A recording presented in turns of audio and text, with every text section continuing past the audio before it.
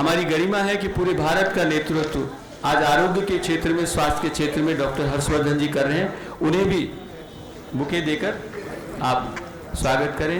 और हमारे सबके मार्गदर्शक और श्रद्धेय पूज्य स्वामी जी महाराज का भी करोड़ों पतंजलि परिवार के साधकों और साथियों की ओर से स्वागत। और अब मैं बिना विलंब के पूज्य स्वामी जी महाराज से कहूँगा कि आज का उद्बोधन और इस कार्यक्रम को शुरू करें। जी जी जी, आगे चढ़ जाओ। साइंटिफिक जो प्रोटोकॉल्स हैं उसको फॉलो करते हुए औषधि बनाई, और ये टोटल जो उसके रिसर्च पेपर्स हैं जो पूरे इंटरनेशनल जर्नल्स में पब्लिश हो चुके हैं, 9 रिसर्च पेपर्स, और 15 जो उसमें पाइपलाइन में है। तो मैं चाहता हूं कि दोनों का ये एक साथ ही ले लें तो अच्छा है, तो एक पूरा ही हो जाएगा। जी जी जी साहब।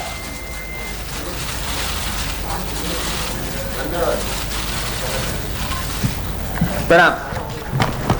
कुछ लोग दवाइयां बनाते हैं व्यापार के लिए, हमने व्यापार के लिए कोई नहीं दवाई बनाई, उपचार और उपकार की भावना से दवा बनाई।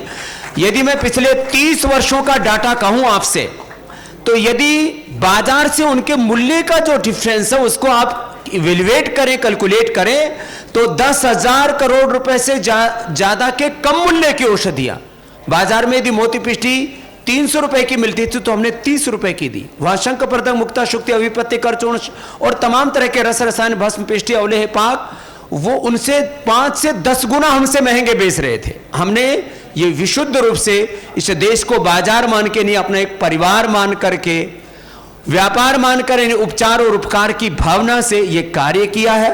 और अभी तो WHO के गवर्निंग काउंसिल के चेयरमैन हैं। मेरा तो सपना आने वाले 30 सालों तक हम योग आयुर्वेद में इस कदर कार्य करें कि WHO का हेड ऑफिस इंडिया में बन जाए। और वो सपना है हमारा। एक तरफ आत्मनिर्भर भारत का मिशन चल रहा है, तो वर्ल्ड बैंक, IMF और UNO भी भारत में क्यों नहीं हो सकता उसका हेड ऑफिस? दुनिया बदलती है, वक्त के साथ परिप्रेक्ष्य बदलते हैं, हम इस दिशा में आगे बढ़ रहे हैं। आज हम बहुत गौरवान्वित हैं कि दो हमारे केंद्रीय मंत्रियों ने आकर के ये केवल एक संस्था की बात नहीं है, किसी एक ब्रांड की बात नहीं है, ये हमारी संस्कारों की बात है, हमारी परंपरा विरासत की बात है।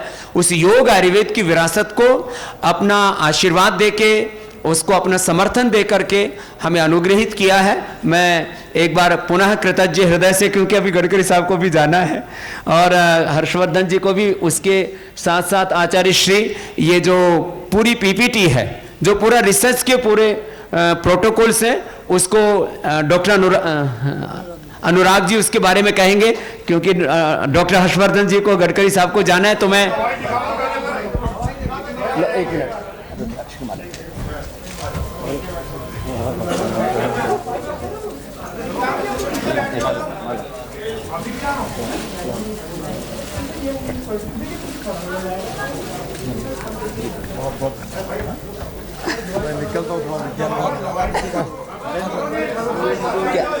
क्या दवाई चाहिए? कोरोनिल का फोटो देखिए, फोटो करते हैं आप इसको। हाँ कोई बात, चलो लो जी, एक फोटो खींच दो, चलो खींच लो भाई, क्लोज हो जाए थोड़े लोग। जा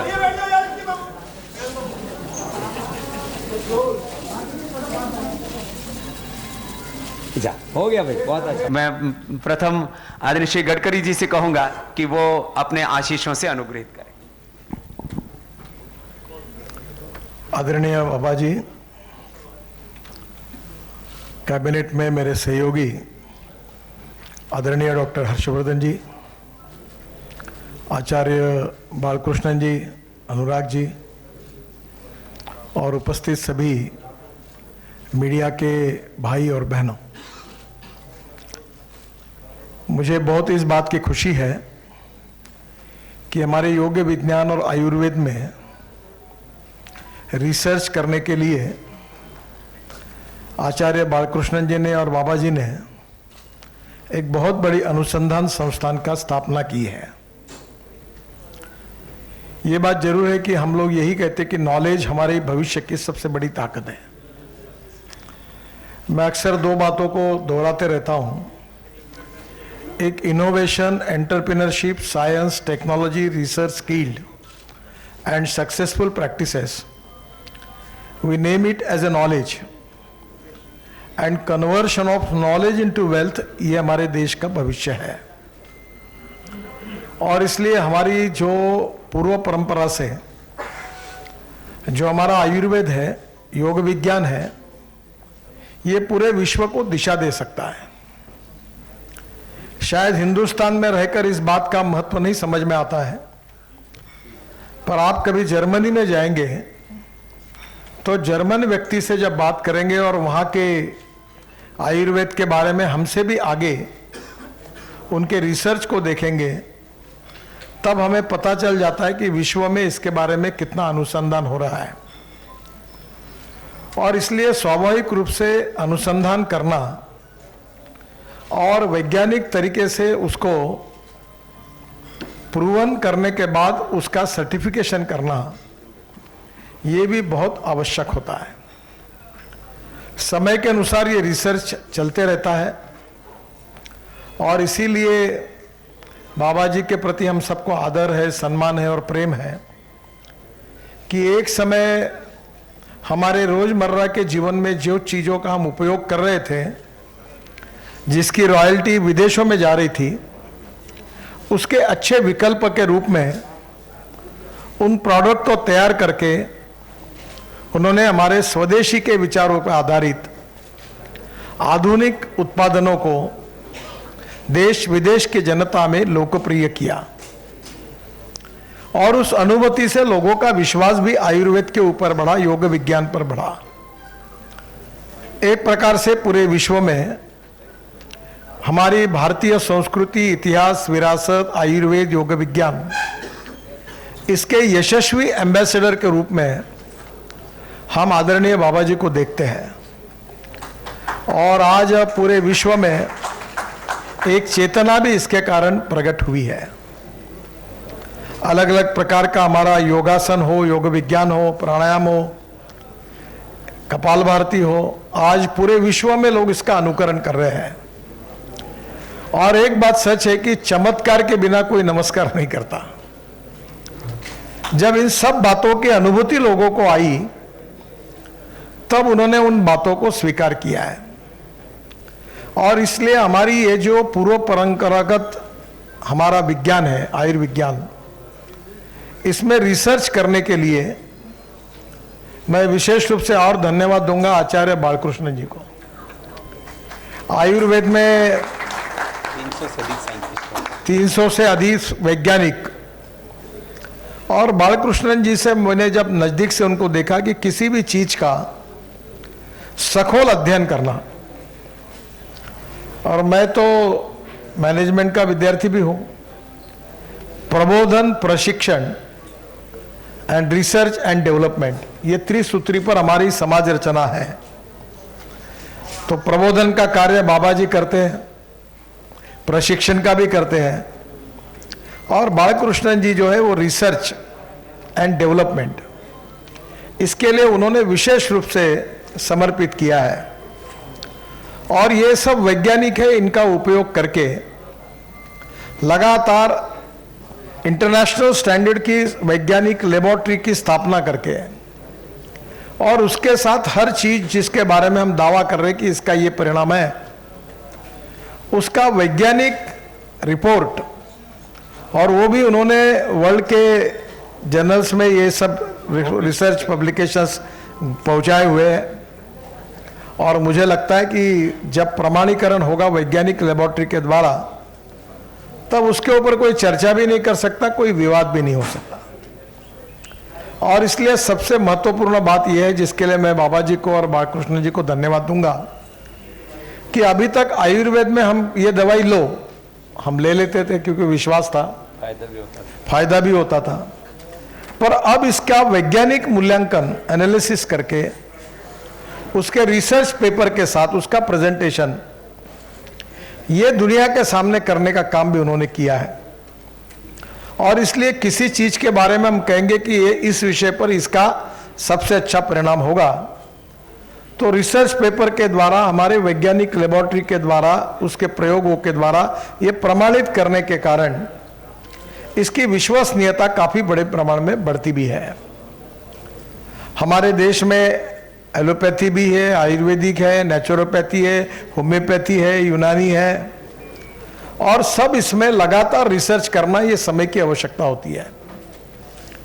मैं 4-5 दिन पहले मैंने मेरे घर पर एक मीटिंग बुलाई थी और इसमें डॉक्टर हर्षवर्धन जी के मार्गदर्शन में काम करने वाले अनेक वैज्ञानिक प्रयोगशाला के भी प्रमुख थे और मीटिंग का विषय था लिथियम आयन बैटरी, कि विश्व में आने वाले 10 साल में भारत को अगर सुखी समृद्ध संपन्न करना है तो पेट्रोल डीजल का पर्याय के रूप में हम लोग electric vehicle, electric bike, electric auto rickshaw, electric bus, electric tractor, वो भी अब हो गया, तो ये हम कैसे तैयार कर सकते हैं और ये भारतीय वैज्ञानिक उनके रिसर्च के आधार पर हम कैसे काम कर सकते हैं।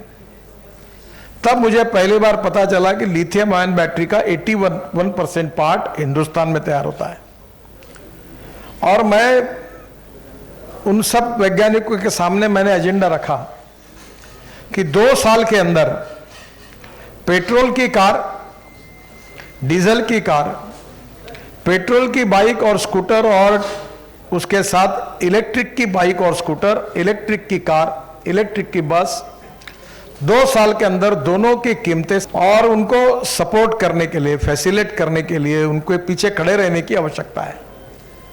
आचार्य बालकृष्णन जी के रूप में और बाबा जी के रूप में इस अनुसंधान संस्थान में 300 वैज्ञानिक रात दिन काम कर रहे हैं और उनके पीछे पतंजलि का गुडविल तो है ही, पर बालकृष्ण जी का और आचार्य बाबा जी का दोनों का आशीर्वाद और मार्गदर्शन, इसके कारण उसकी और ताकत बढ़ी है और उसके पर जो अनुसंधान हुआ है उसके आधार पर आज का कार्यक्रम हो रहा है।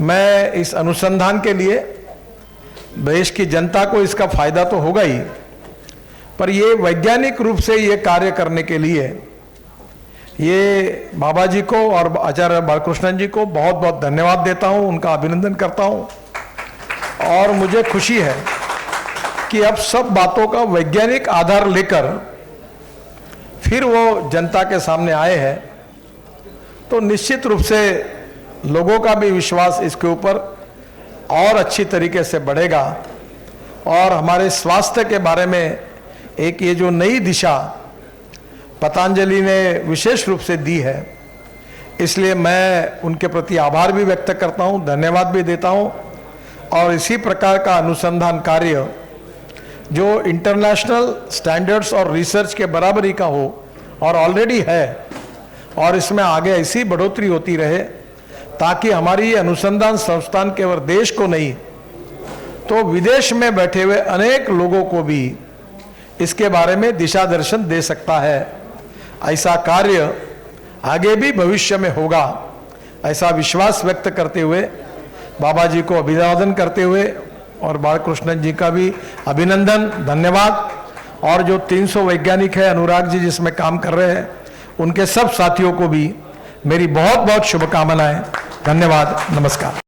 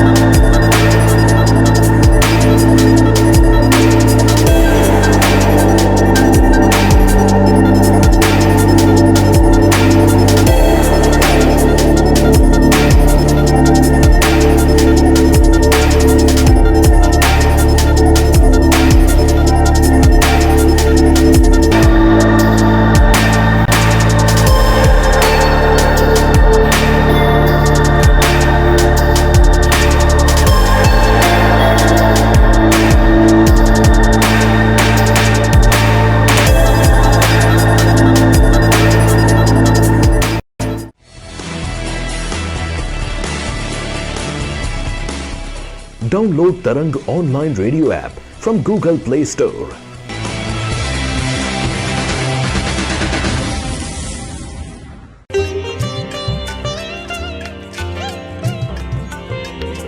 You are listening to Tarang Devotional Online Radio.